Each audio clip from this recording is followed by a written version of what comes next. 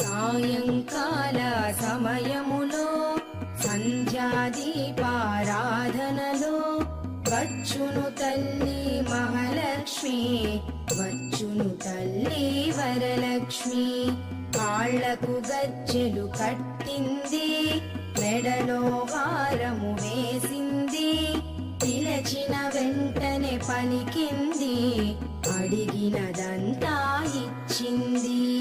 సాయంకాల సమయములో సంధ్యాదీపారాధనలో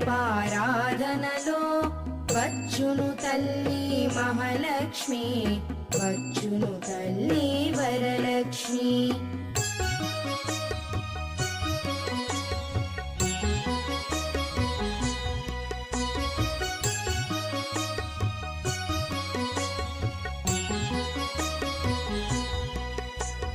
ధనములని